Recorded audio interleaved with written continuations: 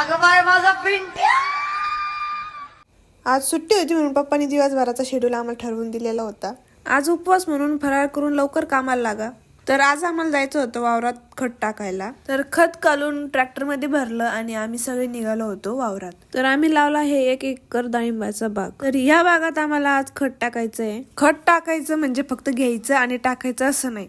घ्यायचं, मोजायचं आणि मग झाडाला टाकायचं. झाडाला टाकताना पण मोजून घ्यायचं आणि मग त्या मापातच टाकायचं. आणि इथं आम्ही कामं वाटून घेतले होते. तर मी खत मोजून टाकत होते, त्यावर मम्मी दुसरं खत टाकत होते आणि पप्पा ते खत मातीने झाकून घेत होते. आणि हे दोघं आम्हाला खत वाहू लागत होते. मध्येच ट्रॅक्टर पुढे घ्यायचं काम माझ्याकडेच होतं. नंतर आम्हाला ट्रॅक्टर चालवायचा खूप कंटाळा आला होता. मग आम्ही ट्रॅक्टरचा गिअर सेट करून दिला आणि हळूहळू खत टाकलं.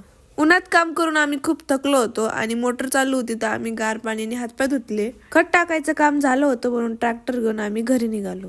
घरी येऊन 15-20 मिनिटं बसलो आणि परत शेतातच आलो. परत येऊन आम्हाला ठिबकच्या नळ्या पसरायच्या होत्या.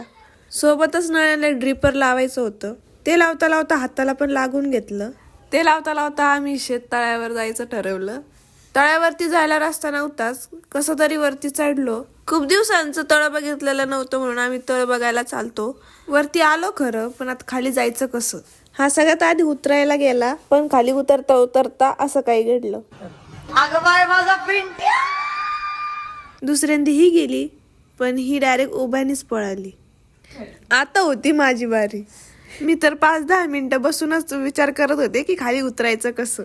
आधी पायातली चप्पल काढून फेकली आणि उतरता उतरता अर्धा तासच लावला. पण कसं झालं तरी उतरायचं तर होतच.